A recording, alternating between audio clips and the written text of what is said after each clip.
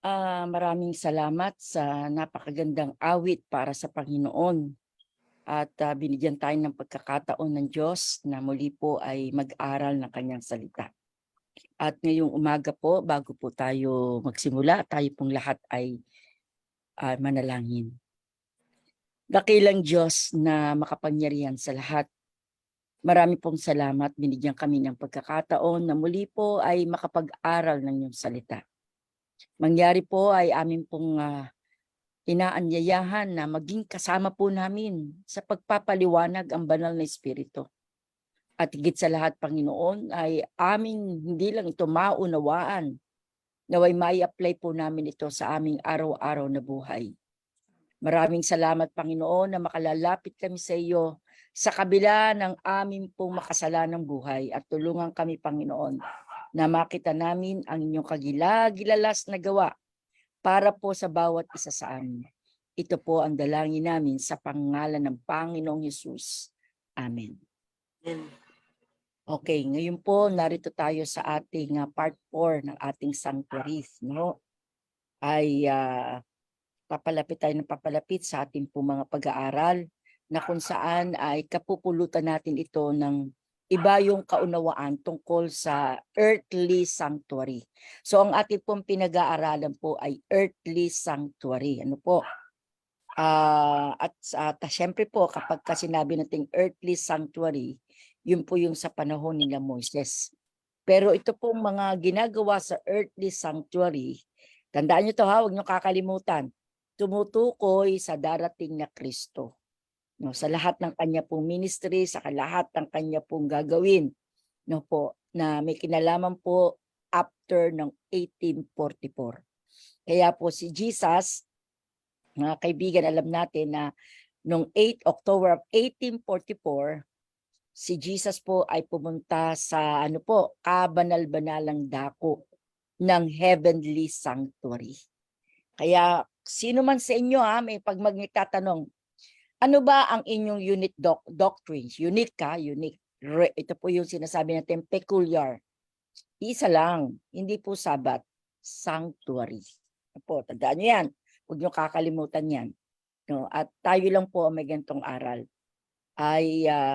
Ito po ay pinakita sa lahat ng visions, yung heavenly sanctuary po, kay Ellen G. White. No, siyempre po bago pa naman kay Ellen White, ay meron pong ipinakita na rin po sa panahon ng Great Disappointment sa Hiram Edson. Yun po yung naglalakad sa Maisan. Pagkatapos po, sabi niya, nagtatago siya kasi nahihiya na hindi dumating si Jesus. Hanggang sa ito po ipinakita sa kanya. Talagang napakaliwanag po na vision. Pero sa detailed po ng sanctuary visions ay ipinakita naman po ito higit sa lahat kay Ellen White. Okay, ready na tayo? So sabi nga po, kung atin pong dapat mapag-aaralan ang tungkol kay Kristo, ang pag-aaralan natin sanctuary. No? Kasi sabi ko nga, lahat ng bawat galaw at lahat ng mga furniture doon ay ibinigay ng detailed, mga kaibigan, kay Moses. No? So atin pong titingnan natin ang sanctuary and this generation. Ang sanctuary and the first generation. The sanctuary and the Exodus generation. The sanctuary and truth for every generation. The sanctuary and the new covenant generation. The sanctuary and earth's final generation. So yan po ang ating buod ng ating pong tinatawag na kahalagahan ng sanctuary. No? Lalo tigit po ang heavenly sanctuary. Kasi po, lalo na po sa huling panahon, pagka lumabas na si Jesus sa most holy place ng heavenly sanctuary, tapos na. Tapos na po ang laban.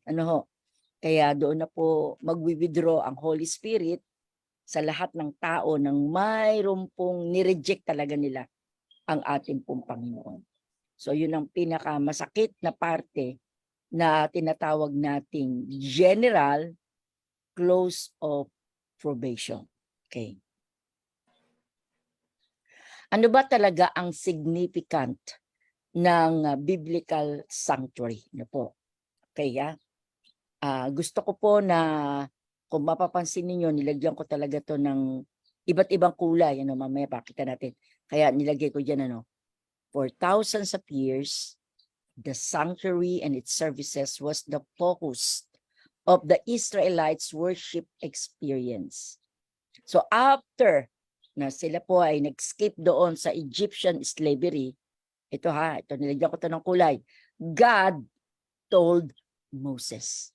So hindi po kung sino man, hindi po si Jethro o hindi yung asawa ni Moses, hindi po si Aaron o kaya po hindi po si Miriam. Kaya po gusto kong ma-memorize nito Ang Diyos ang nagsabi kay Moses, "Let them make me a sanctuary that I may dwell among them." So ang Diyos po hindi si Miriam, hindi si Aaron, mga kaibigan, hindi si Jethro, hindi po ang asawa ni Moses, hindi ang anak niya, hindi ang mga tao. Kumbaga po, mula doon sa kanyang lang pagkaalipin sa Egypt, pinalaya sila ng Panginoon. Ang Diyos ang nagsalita kay Moses. Kaya kumbaga bakit kaya hindi ito napag-aralan ng ibang mga denominasyon? Ako yung nagtataka din bakit kaya hindi napag-aralan ng ibang relihiyon ang tungkol sa sanctuary, no po? Yun ang aking isang malaking katanungan din, Bakit nga ba? Ako ang dami kong pinanggalingan na relihiyon. Ang dami kong pinanggalingan na denominasyon.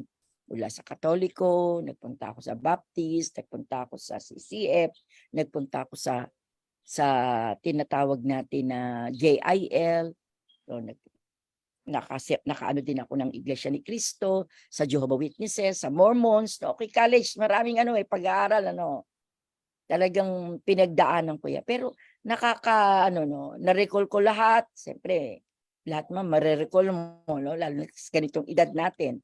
Pero nakapagtataka, I was just amazed that only Seventh-day Adventists ang may ganitong pag-aaral. Kaya po, hindi nila ito pinag-aaralan. Kahit yung Daniel Revelation, hindi nila pinag-aaralan yan. Pero lalo na po itong sanctuary. Hindi kasi mag-get kung anong ibig sabihin. Yun ang doon hindi talaga makuha. Ano nga ba tong sanctuary na to? Naglagay lang ba talaga diyan si Moses na, sige, dito tayo sasamba, lahat ng makasalanan, ganan. Hindi hindi nila maipaliwanag. Kaya kumbaga po, ito ang ating natatanging, unique, peculiar, na doctrines, sanctuary. At this sanctuary, there were morning and evening sacrifices. Kaya merong umaga at magkagabi. At mapapansin po ninyo sa ating pong, na-realize ba ninyo sa Genesis chapter 1? Ano po sa Genesis chapter 1? Meron din pong morning at may evening din po. The sanctuary was the center of the yearly feast. So, kumbaga po, walang ibang patutungkulan sila na pinakamahalaga doon sa buhay ng mga Israelites. Sa gitna ng ilang ay may pinatayo ang Diyos na sanctuary. Kaya nga po kapag po yung pagka po mainit, meron silang pillars of cloud. Kapag po napakalamig, meron silang pillar of fire. Ganun po katindi, mga kaibigan, Higit pa sa ating mga ating mga aircon. Higit pa sa heater, po. Diyan sa Amerika, Ma'am Rose, may heater kayo diyan, May heater lahat ng bahay, lalo na po talaga pagka po taglamig, talagang hindi pwedeng walang heater.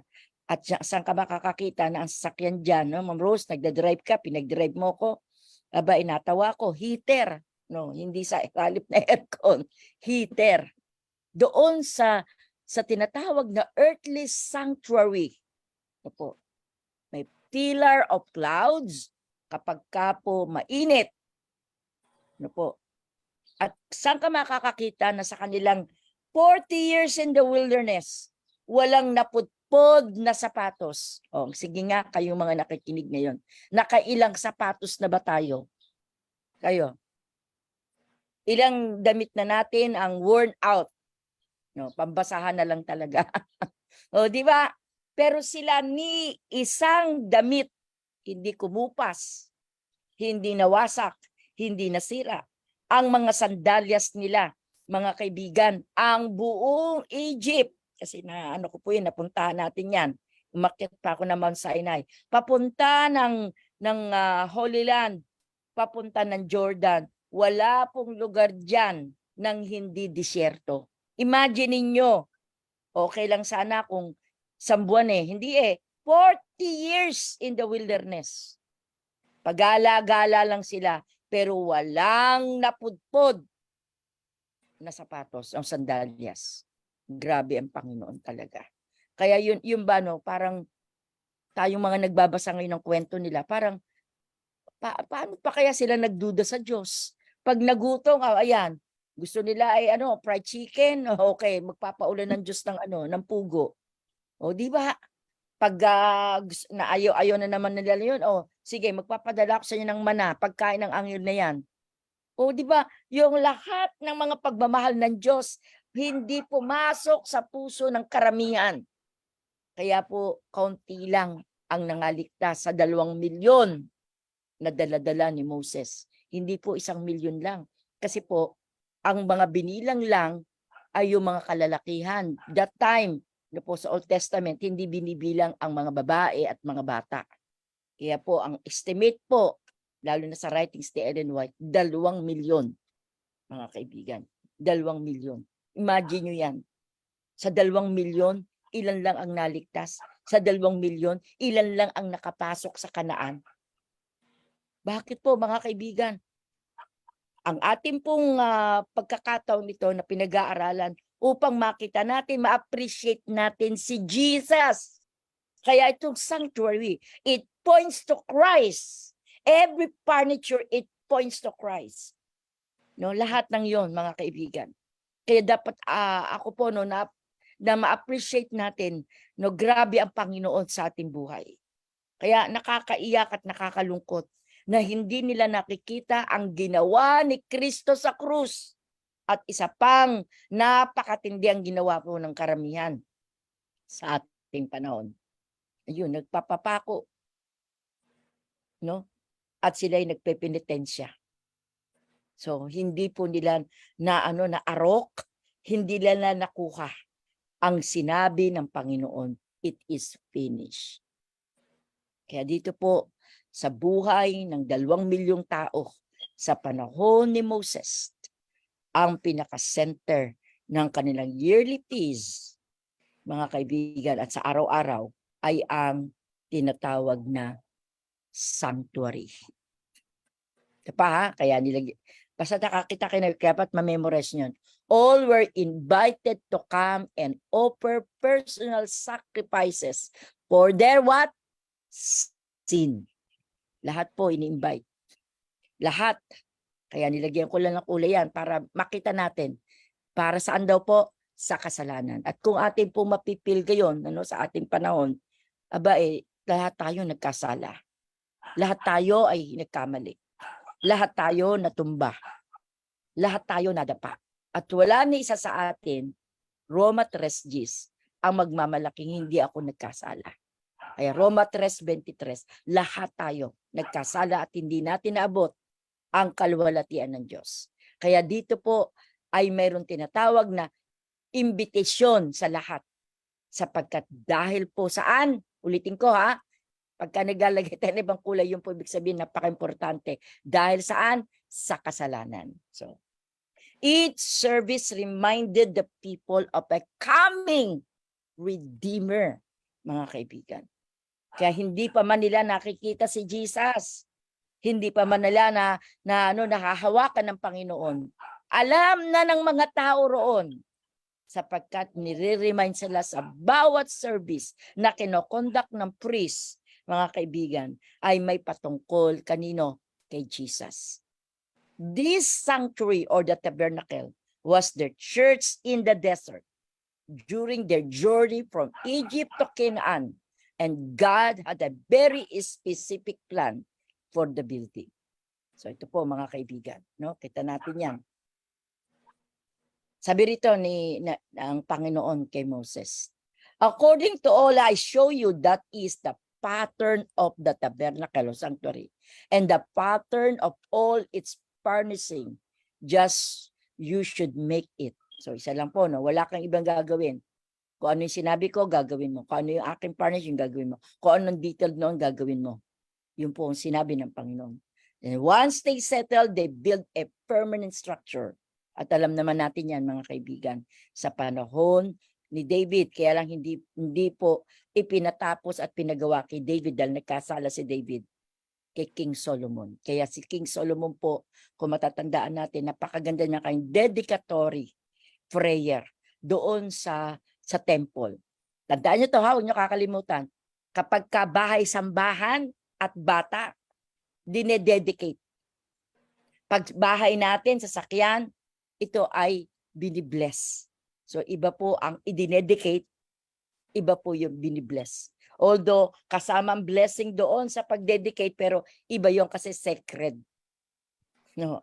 Kaya po hindi basta-basta po, no, mga kaibigan, na isa ring malaking sampal ito at insulto sa Panginoon, no, na ang bata ay binibinyagan.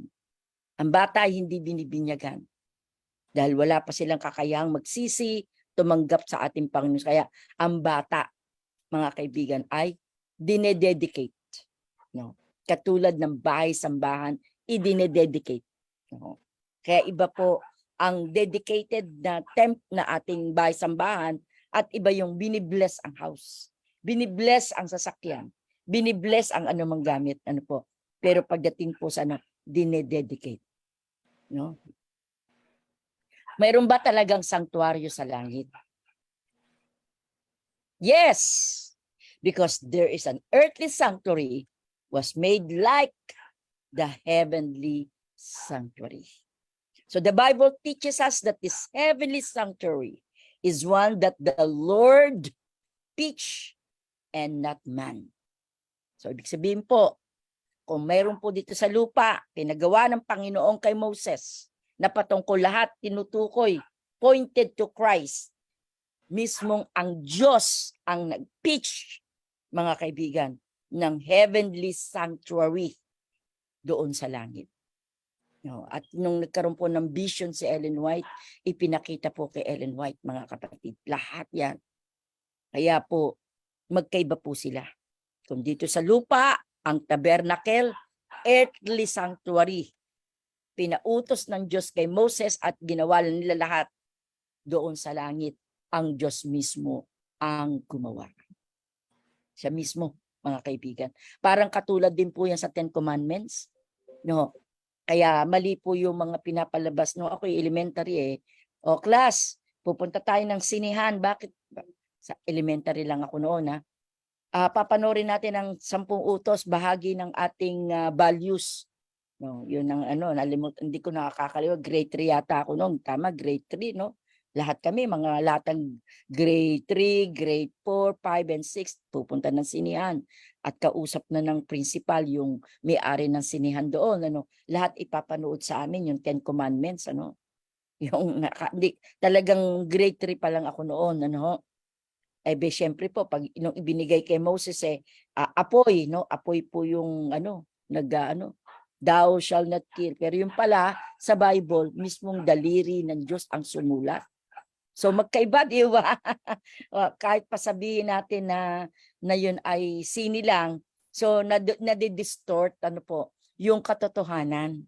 Kaya minsan, marami po sa atin, mga nabasa lang natin, ay hindi naman sang-ayon ng Biblia, syempre, kung ako tatanungin, sa Bible tayo, thus saith the Lord. Kasi pagdating din ng panahon, wala namang iba tayong patutungkulan sa ating katotohanan ng tatanggapin at tinanggap, kundi what the Bible teaches us. Thus saith the Lord. At even in doon sa mga huling panahon natin ng kabagabagan, thus saith the Lord. No, kasi maraming gagawa mag-impersonate na mga demonyo, magkakatawang tao sila, gagayahan ko sa ganito yung mga patay. So, thus saith the Lord. Kaya kung wala tayo at mababaw tayo sa pagbabasa ng Biblia, mga kaibigan, kaya tayo napakapalad. Hindi lang Biblia binigay sa atin, binigyan tayo ng blueprint. At yon ang spirit of prophecy, mga kapatid, sa pangunguna na ginamit ng Diyos ang buhay ni Ellen White, mga kaibigan. Kaya kumbaga grateful tayo, forever grateful sa Diyos sapagkat ibinigay na sa ating lahat sa Seventh-day Adventist. Kaya nakakaiyak at nakakalungkot kung isa sa ating mga Adventista hindi maligtas dahil sa mga nag-deviate tayo sa turo. Nag-deviate tayo roon sa tamang turo at tayo ay lumisan, no? Kakaiyak yon. Kasi nasa atin na lahat, kompleto po tayo ng lahat ng dapat nating matutunan. Kaya sa huling panahon at sa ating thus saith the Lord. Ano ba sinasabi ng Biblia? Yun ang sinasabi ng Panginoon. Thus saith the Lord. Kaya tayo, mga kaibigan, importante sa atin na itong ating pinag-aaralan na ito ay magbibigay sa atin ng higit pa sa kaalaman na malalaman ng tao. Ito ulit ha. The earthly sanctuary was a copy and a shadow of the heavenly things. Ulitin ko may word na naman akong nakulay. Ganito, green. It was modeled after what? The heavenly sanctuary, which was shown to Moses so we could learn about what happens in heaven. Yan po ang ating part ng ating, kumbaga, ibang part na po yun. Kasi meron tayong earthly sanctuary. Siyempre po, pupunta rin tayo ng heavenly sanctuary. Hindi naman pwedeng pag-aralan lang po natin itong ating tabernacle na to. So meron tayong bahaging pag-aaral doon. Kaya I think, Ma'am Rose, baka abutin tayo hanggang December ng ating pag-aaral para ng sanctuary. Kasi po, meron tayong heavenly sanctuary. So kasama po yan. So ibig sabihin, minodel. Ulitin ko, may panibagong word na naman yan. Minodel saan daw po?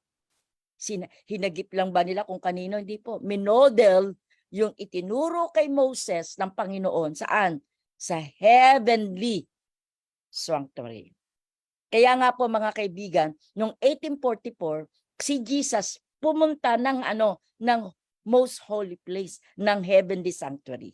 Kasi doon pa lamang makikita natin na ang paglipat ni Jesus doon sa most holy place ay ibig sabihin meron na talagang heavenly sanctuary. Doon pa lang po makikita natin na meron na talagang heavenly sanctuary. Kaya importante po nating makita, pag-aralan natin tong earthly sanctuary. Ito na. For Christ has entered not into holy places made with hands, which are copies of true things, but into heaven itself, now to appear in the presence of God on our behalf. Hebrews 9:24. Kaya po si Jesus ay pumunta roon sa most holy place.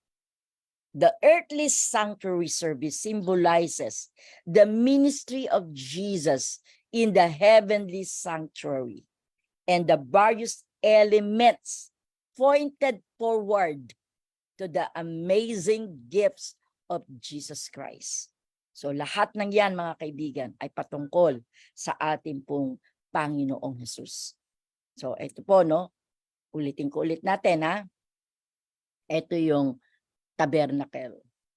Ang tabernacle po ay divided into 3. Courtyard, at yung holy place, at most holy place. Ito yung courtyard. Andiyan yung natin, Yan. So what did the earthly sanctuary look like? Okay, atin po makikita sa Exodus chapters 25 to 27. Sa kung may panahon kayo, mas maganda talaga po ay binabasa na po. no? Binabasa na natin 'yan ng advance, ano. Siguro susunod bibigay ko ng advance ang chapter at book para na pag-aaralan po natin ng husto, no? A fence separate the sanctuary from the rest of the camp. So kung tayo po walk through the open gate and come into the courtyard. So meron yung sinasabi ko kanina, courtyard, ano po.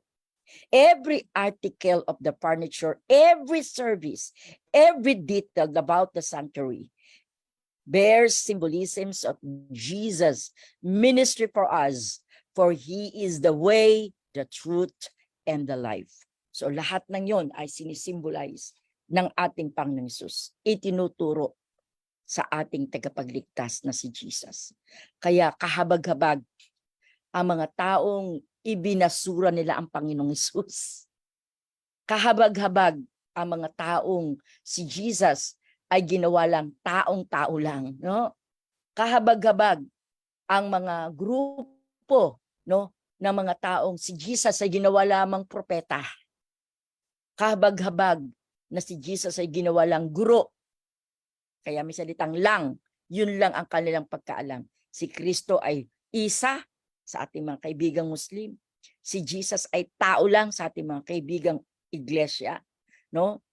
So, mapapansin natin na kakaiba, no? Hindi nila nahagip na kung wala kay Kristo, wala tayong lahat. Wala tayong karapatang maligtas dahil ginawa yung lahat para sa pagmamahal sa atin. Kaya yung unang-unang dadat na natin sa tabernacle, courtyard. Ano ba ang gawa ng courtyard na iyan?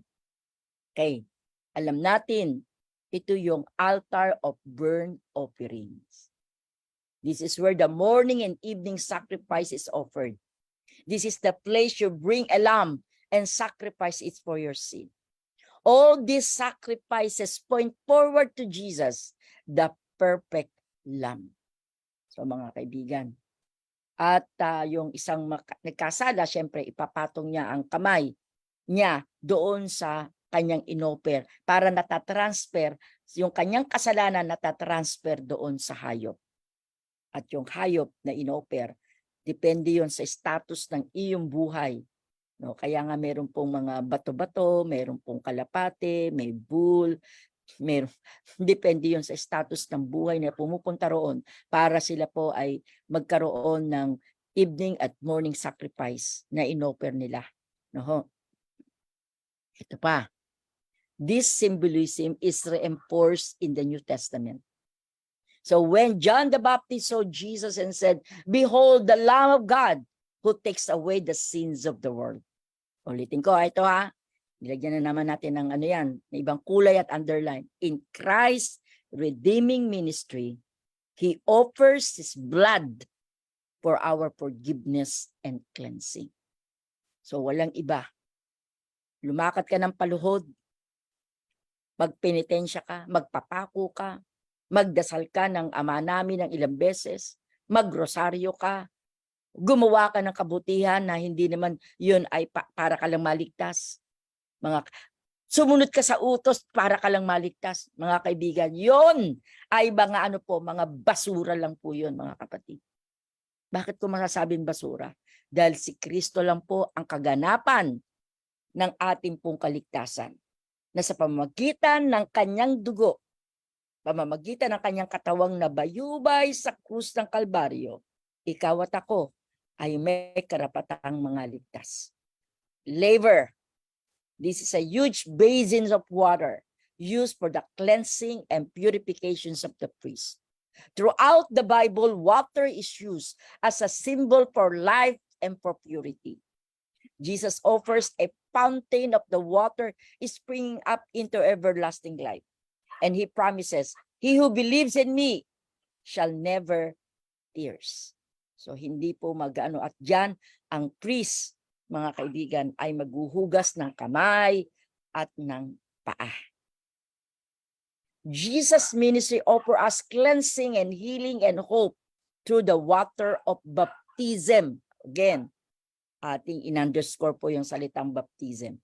Just like the psalmist prayed, "Wash me thoroughly from my iniquity and cleanse me from my sin." Okay.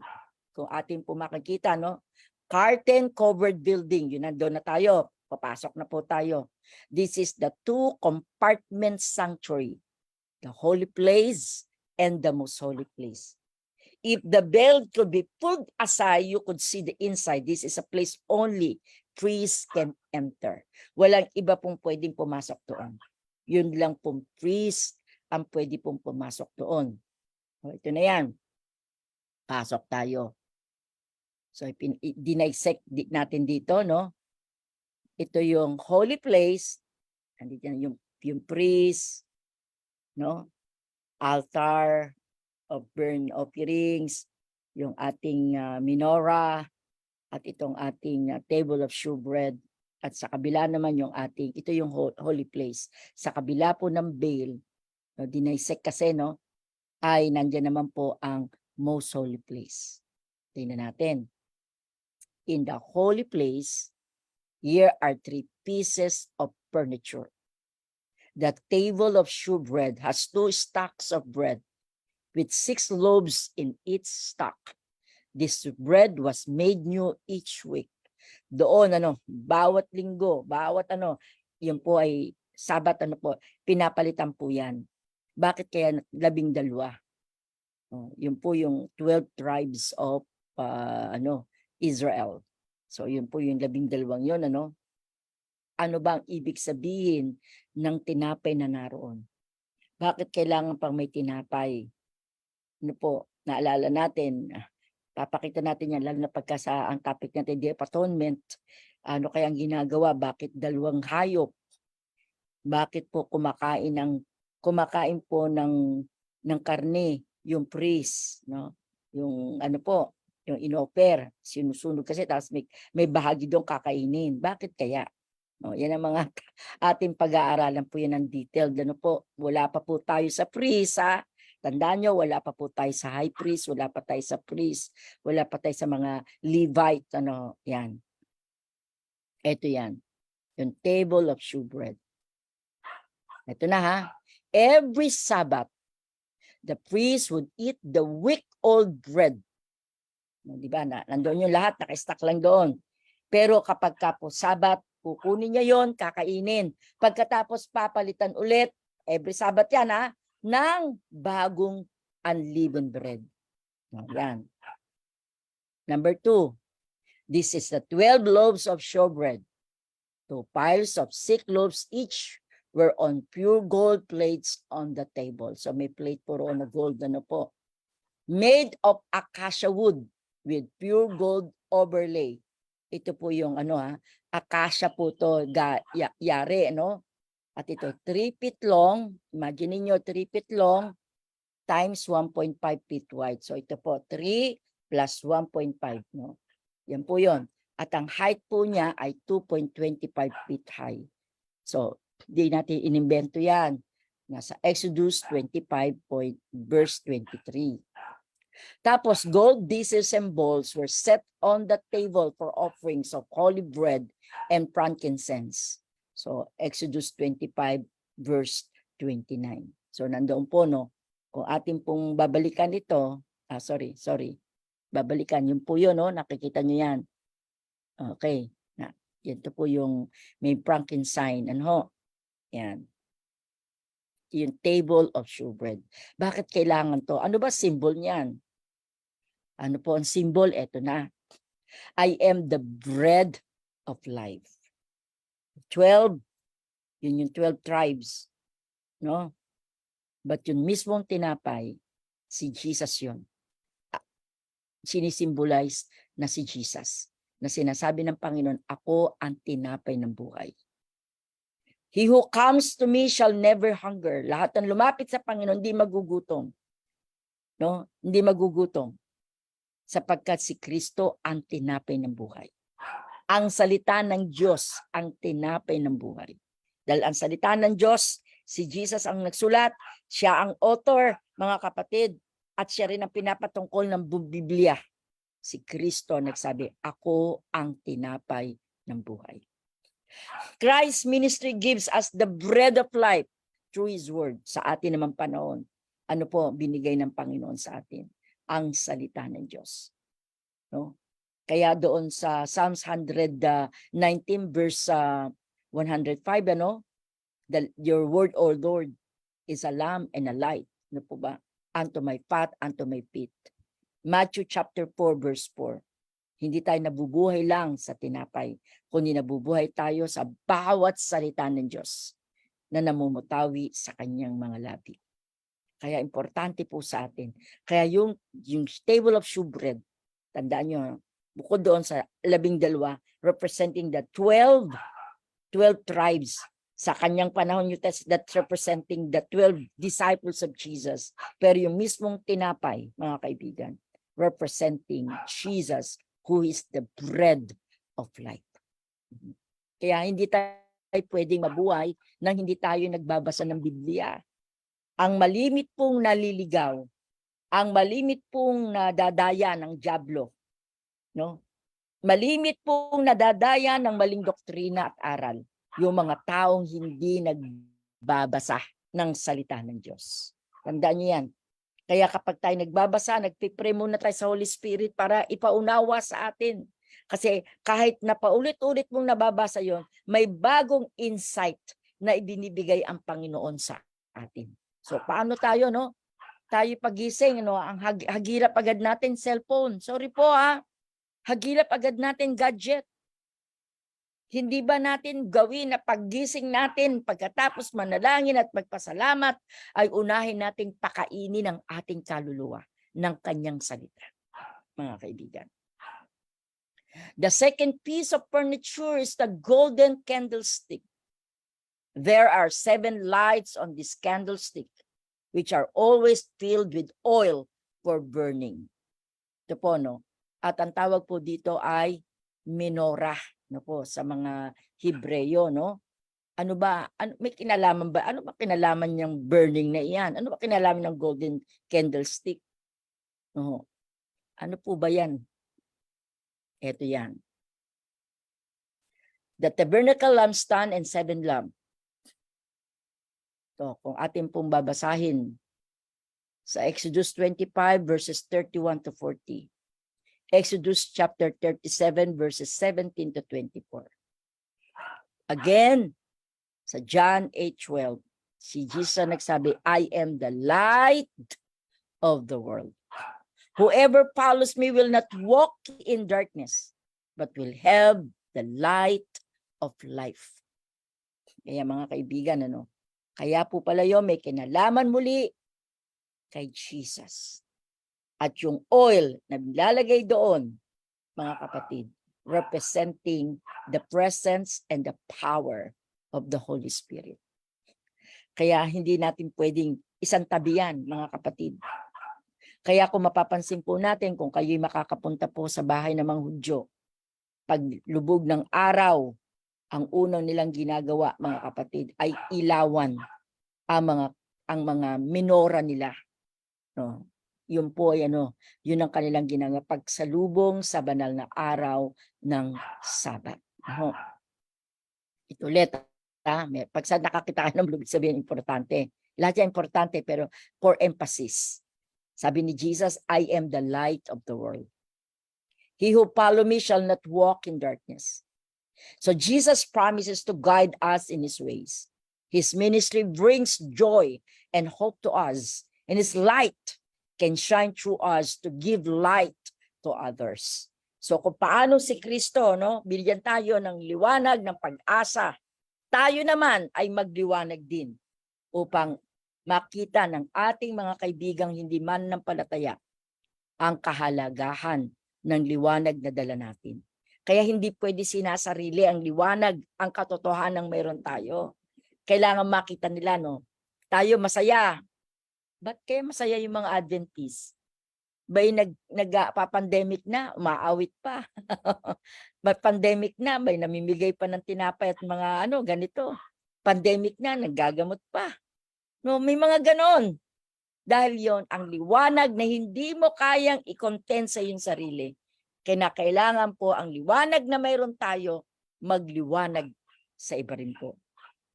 Kaya sabi po sa Matthew 5:16, let your light so shine before men that they may see your good works. Bakit po? Para makita ang kabutihan. Para sa anong purpose? To glorify your Father in heaven. Yun po ang purpose. Kailangang mag-share tayo ng katotohanan. Kailangang magliwanag ang ating buhay at makita lang iba dahil para po magbigay kaluwalhatian po sa Panginoon.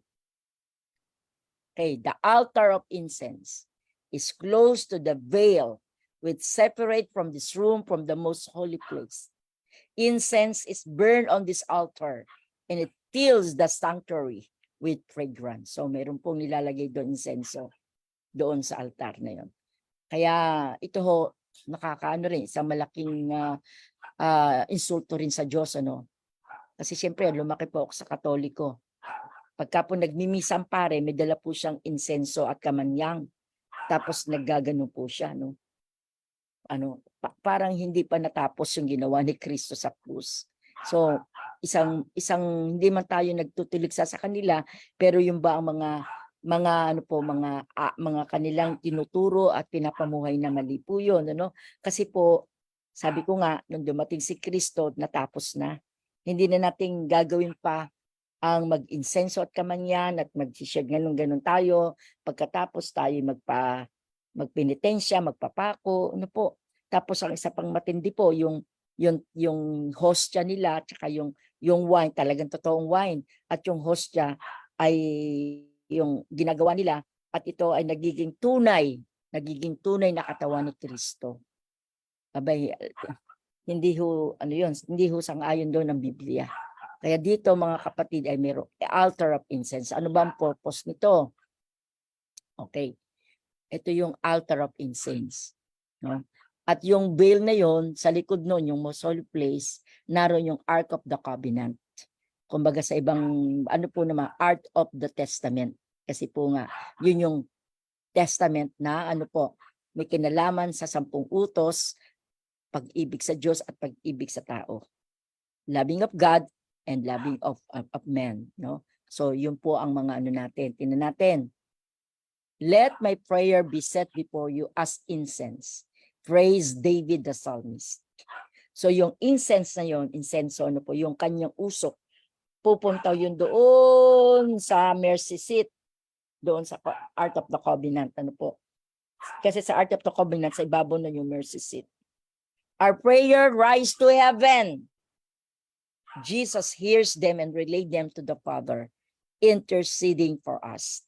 So yung insenso po mga kapatid ay representing yung ating mga prayers. Ang mga prayers na pumapailang lang. Christ's ministry enlightened our understanding. Ito, in-underscore ko ulit, as we talk with Him, through what? Through prayer. So, pwede tayong makipag-usap sa Panginoon sa pamamagitan ng panalangin. Kaya kung may tinapay ng buhay, ang salita ng Diyos ay tinapay ng buhay, si Kristo ay tinapay ng buhay, ang salita ng Diyos, ang siyang Biblia, mga kapatid, ang pagkain ng ating kaluluwa, ay kailangan tayo nakikipag-usap sa pamamagitan po ng panalangin. Kaya ang panalangin na hindi lang hingi ka lang ng hingi. Ang panalangin ay pinapasalamatan ng mo ng Diyos. Ang panalangin ay pag-adore mo sa Panginoon. Ang panalangin ay lalo mong makilala ang Panginoon. Hindi lang ng Biblia, kundi ng ating panalangin. Binubuksan mo ang ating puso sa Panginoon, mga kapatid. So we can have faith that He hears the prayer of our hearts and tend to them. Kaya importante po ang panalangin. Hindi ko alam, may mga tao kayang hindi nagpipray, hindi ko alam. Pero walang sa ating mga mananampalataya, wala akong alam na hindi nananalangin. Ewan ko lang po. Hindi po pwedeng pagkakain, tulog. Pagkakain, kain. O kaya kakain, kain na agad. Aalis, wala nang pagkakilalang manalangin sa ating Panginoon. So, importante po sa atin mga kaibigan, yung ating pong panalangin. So, ito yun, Ito yung menorah. Ito yung table of shewbread. Ito yung altar of incense. Okay. At yan po'y pinakamalapit doon sa pinaka-most holy place kasi yung usok lilipat doon sa most holy place. So, tingnan natin, sapagkat ito ang entire summarize ng Leviticus 23. Okay, the lamb, the bread, alam natin yan, mga kapatid, pag-aaralan natin yan pagka yung sa heavenly sanctuary na po tayo. Ito yung Christ earthly ministry. Okay. Kaya meron tayong communion cup, may communion bread, may baptism tayo. At syempre merong washing of yung bang ating foot washing o feet washing, no? So ito yung lahat 'yon. So meron po yung kumbaga po, pag-aaralan natin 'yan sa mga susunod pa po kasi wala pa ho tayo sa kalahati ng ating pag-aaral. So yun po yung inaano ko lang, sinasummarize ko lang po sa inyo sa susunod na mga mangyayari. So they will be down on earth as it is in heaven, yung ating prayer. At itong lahat na ito ay ipinakita rin po kay John the Beloved na huling namatay na disciple ng ating Panginoon. Hindi siya mamatay-matay, siya po ay ginawa siyang fried chicken sa kawa ng mantika ng mga Roman soldiers, hindi mamatay-matay. Kaya tinapon po siya sa island of Patmos, na kung atin titingnan Mamenchi, ang island of Patmos, napuntahan nyo na pala yan, ay doon sa Turkey, no? Kaya yung seven churches na sinasabi po sa Revelation chapter 2, 3, ay yung pong makikita po natin sa Turkey, no? Pati yung island of Patmos. So lahat ng iyan, mga kaibigan, nakapokus lahat sa ating Panginoon. Lampstand, holy place. God's throne, most holy place. Altar of incense, nasa holy place. Incense and prayer, nasa holy place. Horn of altar, nasa holy place. Measure of temple, most holy place. Ark of the covenant, nasa most holy. Ark from the ito po, temple, most holy. Temple of open, most holy. White throne, ito po yung sa Revelation na yun. So, i-compare natin sa huling panahon, pag-aaralan natin ito, pag dumako na po tayo sa tinatawag nating heavenly sanctuary. So, muli po mga kaibigan, ng ating outline, ipinapakitang lahat yan na tungkol sa ating Panginoong Jesus. Panginoong Jesus po, ang lahat ng yan. Ano po? At dahil dito, ating pong pinasasalamatan ng Panginoong Jesus, sapagkat dahil sa Kanya, binigyan tayo ng pagkakataon na makita natin ang ating sarili na wala pala akong magagawa kung wala ang Panginoon. Si Jesus ang tinutukoy ng lahat ng ginagawa sa earthly sanctuary, sapagkat mismong ang Diyos ang nag-utos kay Moses na itayo upang ako'y makasama ninyo, that I may dwell in your presence as you build this tabernacle. Si Jesus, mga kapatid, ang ating tagapagligtas at Panginoon, at siya lang po ang dapat nating sambahin, pasalamatan, at ating pong paglingkuran. Nakakaiyak at nakakalungkot, pero nawa po makita natin ang kahalagahan ng sanctuary na sinasabi po ng banal na kasulatan. At nawa po ilapit natin ang ating sarili. Ilapit natin ang ating mga kaibigan at pamilya doon sa krus ng Kalbaryo na sinabi ng Panginoong Jesus, it is finished. This is my prayer. Ngayon po ay dadako tayo sa Q&A portion. Ma'am Lucy, may tanong po kayo? Nakamute po kayo. Nakamute po. Nakamute. Yung hugasan, ang naghuhugas lang po ba doon ay yung priest lang ang allowed? Apo, siya lang po. Siya lang po. At lahat po ng mga papasok doon, hindi basta papasok. Kasi pagpili pa lang ng hayop na i-offer nila, ine-examine po yun. Kung mababasa po ninyo sa Leviticus at Exodus, ine-examine pa po ang hayop. At pagkatapos ng dadalhin doon, at yung kanilang mga sacrifice, ay ipapatong ang kanilang kamay. Mismong yung nagkasala pong magpapatong kasi yung kanyang kasalanan itatransfer doon sa hayop. Pero bago gawin lahat yun, mga kapatid, ang priest, kasi iba po yung high priest sa priest lang. Pagka po high priest, usually po ito yung sa Day of Atonement. No, pero pag yung may morning, kaya may morning at evening sacrifices, offerings na po. Dahil nga po, siyempre po, kung ako may nagkasala sa araw na ito, punta ako doon. Kaya nga, naalala niyo po yung tayo mga Katoliko, dati akong Katoliko, pag ako'y nagkasala, pupunta agad, tatakbo agad ako sa simbahan. At sa simbahan, meron po doong kompinsalan. At yung pare naroon, at Father, ako po'y nagkasala. O sige, magdasal ka ng 5 ama namin at sa 5 aba Ginoong Maria. So, yun lang po. At tapos ng aking kasalanan. So, nadidipit ang purpose na ginawa ni Kristo. No? Parang nadipit lahat. Nadipit talaga. Parang malaking insulto ito sa ating Panginoon. Kaya po yung paghuhugas ng priest ay kasi yun ay patungkol din po sa baptism at saka nga sa ating nga po ginagawa natin tulad halimbawa po ng ating Santa Cena, no? Kaya hindi basta-basta po yung ulitin ko na dahil kinatamaran nila mag-feet washing dire-diretso na, hindi ho ganoon. Kaya dapat ang mga alisto sana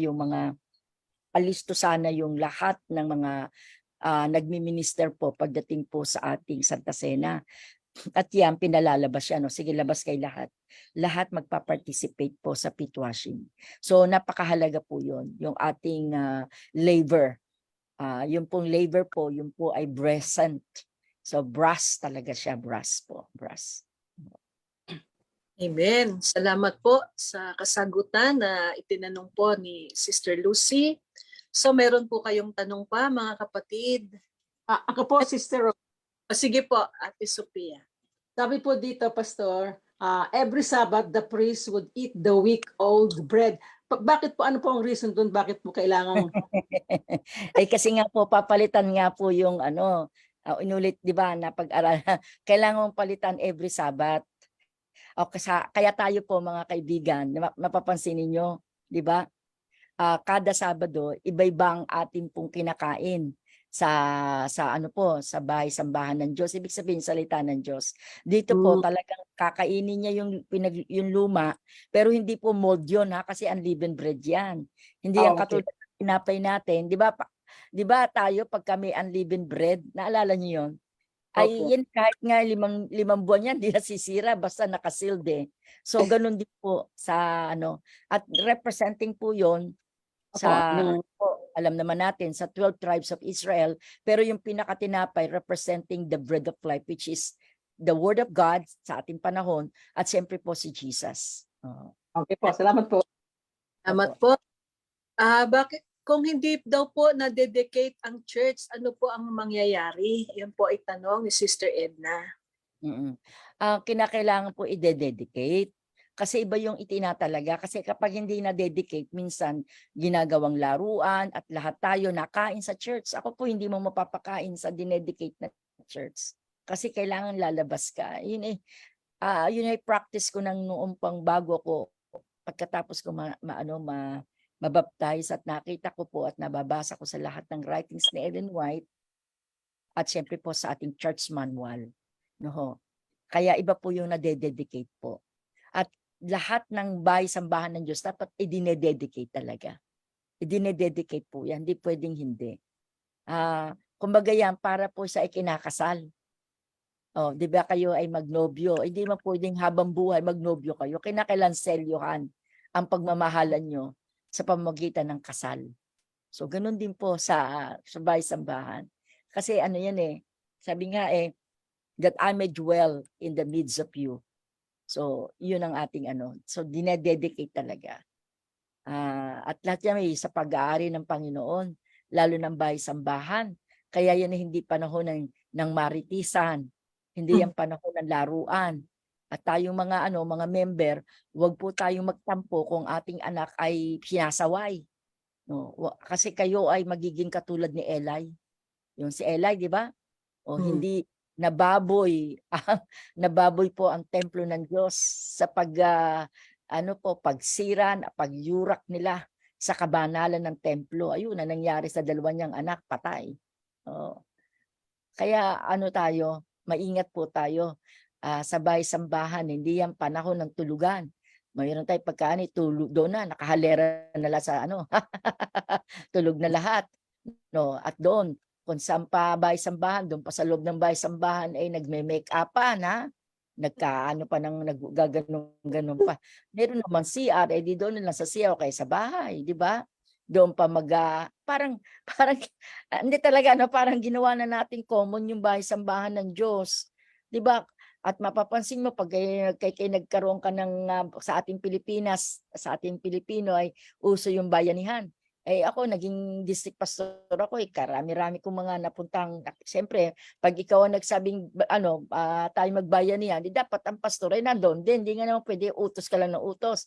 Eh ako mismo nakakakita mga cotton buds, doon, mga pag nilinis mo yung bench, nako may mga bubble gum pang nakadikit.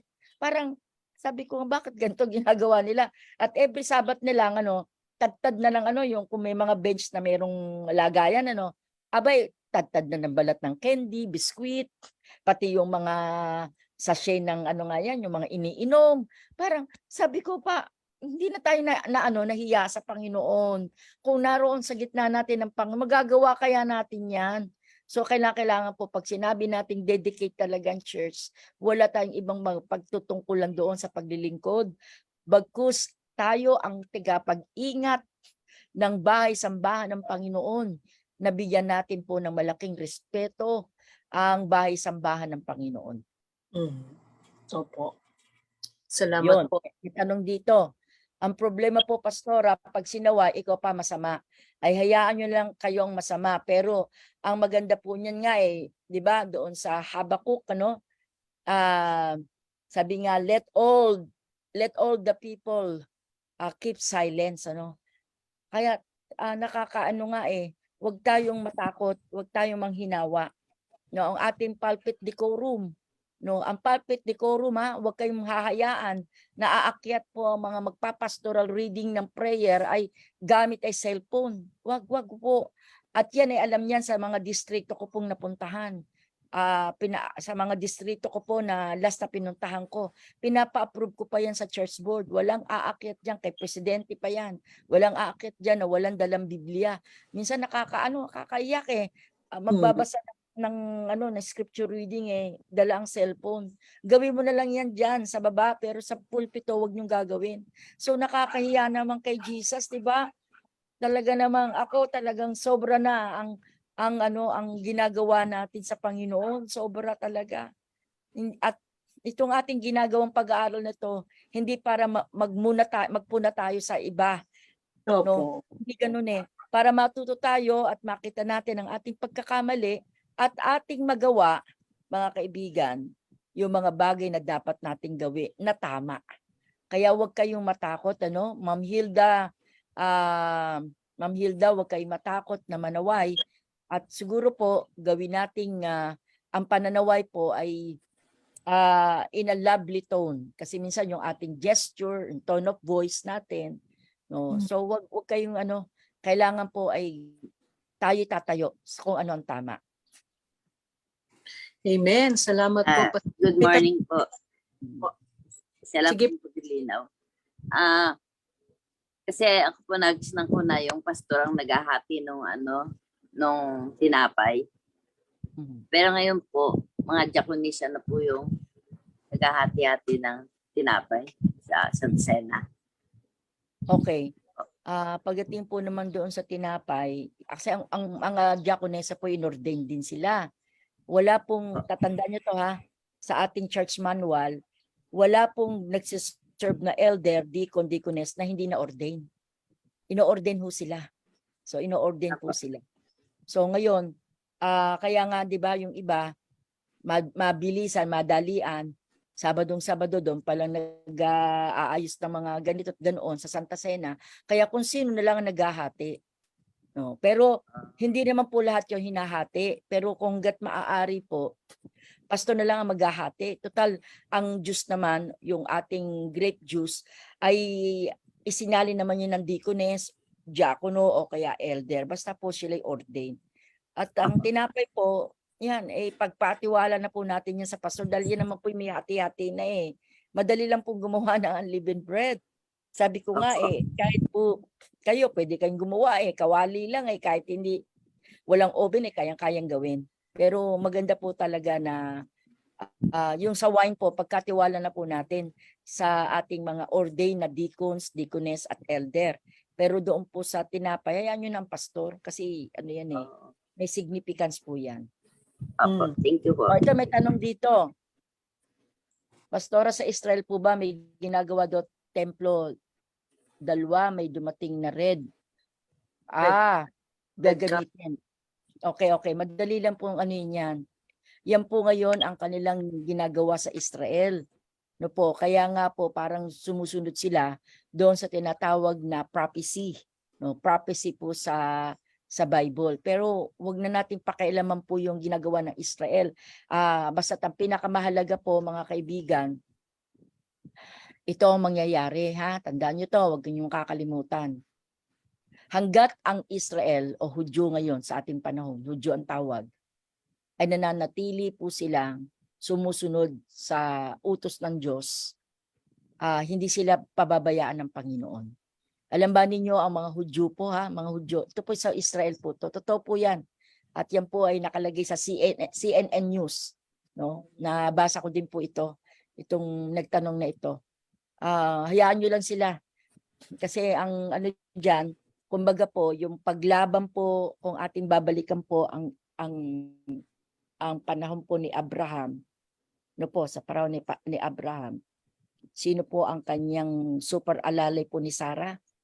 Kaya nabuo po ang Muslim o Islamic religion dahil galing kay Ismael.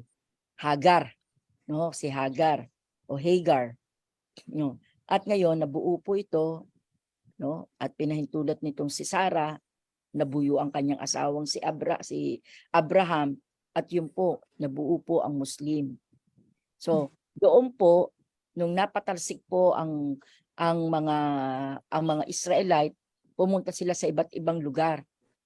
Lumawig po ang lugar po at ang presence po ng mga Hudyo mula sa Europe, papunta po ng US, at minapunta rin sa Pilipinas kasi during the World War II, ang tawag po roon sa aming mga theology ay dispersion o diaspora kasi na-disperse sila.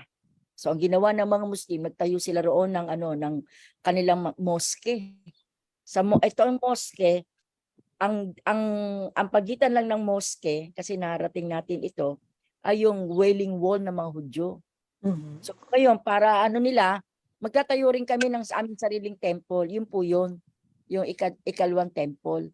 Pero ano po yan, hindi na po sakop yan ng, kumbaga sa ating mga propesya, sapagkat ang pinapatungkol po ng pagtayo ng temple, mga kapatid, sabi nga ng Panginoon, ay yung talagang dwelling place ng ating Panginoon sa ating panahon. Kaya po ang bahay-sambahan ay dinededicate. No? Kaya wag niyong anuhin yan. Kasi pagdating ng panahon, sabi nga ng writings ni Ellen White sa Book of Evangelism, maraming mga Hudyo ang tatanggap kay Kristo bilang kanilang tagapagligtas at Panginoon. Kaya yun po mga kaibigan, wag kayo magtaka, isang araw, mag-ano kayo, ma-amaze kayo ba? Ang galing naman ng Panginoon. Kasi bakit? Ang mga Hudyo na umayaw kay Kristo, na until now ay naghihintay sa Mesaya, pagdating po bago magsara ng pintuan ng awa, maraming Hudyo ang makakakilala sa Panginoon. By the way, kung kayo'y nagbabasa ng ating Sabbath School lesson, di ba? Si Clifford Goldstein ay isang Hudyo na naging Adventist. Di ba naalala? Siyang author ng ating mga Sabbath School lesson. No, siya po ay dating Hudyo. Kaya hindi po malayo. Tulad ngayon, nag-member po ako sa One for Christ. Ibig sabihin, buong mundo ng mga iba't ibang born again, sila ay One for Christ sa Israel. So, ako lang mag-isang Adventist, isang araw, malay mo yung lahat ng yun ng mga Hudyo ay maging, kasi sinabi nga ni Ellen White na maraming mga Hudyo ang magiging Adventist. Okay. Amen. Amen. Salamat po. May tanong pa po kayo? Pwede- Ano na lang, siya na lang po. Hindi nila naman po. Kasi yung pong 1844 yung cleansing of sanctuary. Yung pong 1798 ano po. Madali lang po yun. Ang 1798 po ay yung po yung tinatawag nating nahuli po ang Pope sa Valens, Italy. Siya ikinulong at natapos na po ang tinatawag na 1,260 years noong 1798. Opo. 1798 ay natapos pansamantala, nasugatan, sabi nga po at nagkaroon ng sugat ang hayop at ang hayop ay yung Vatican. No? Kaya dahil nahuli nga Bakit po tinawag na? kasi po, bakit po nagkaroon ng sugat? Kasi po nga, 'di ba sila powerful, 1,260 years ay tayo po ay talagang buong mundo ay ano po under po ng Vatican. At ang kanilang kapangyarihan ay gayon na lang. Ang mga Bible pinasunog, ang mga Christian pinakain sa mga leon, pinasunog ng buhay, no? Yan. Pero noong 1798 natapos ng pansamantala ang kanilang kapangyarihan. Pero ito po ang malungkot sa lahat, no? Kasi nga po sabi ng Biblia, at pag gumaling na ang sugat, ibig sabihin, pag na-restore na ang power nila, mas makapangyarihan po sila. Revelation 13 verses 1 to 6. Kaya yung 1798, pansamantalang nawala ng power ang Pope. Okay. Ano pong tinawag na ano yung simula ng time of the end? Ano po ang time of the end na sinasabi? Hindi po yung 1798, yung doon po ang simula. Hindi po. Time of Ang the end. 1798 po ay pansamantalang nawala sa kapangyarihan ng kapapahan ang Pope. 1798. Natapos po yung 1,260 years na sinasabi po mga kaibigan ng ating pong Daniel chapter 7 verses 24 to 25. So yun yung Kasi may tinatawag nadinig lang po na- ako na yun daw po ang simula ng time of the end. Kasi yung time of the end tsaka end of time. Yun.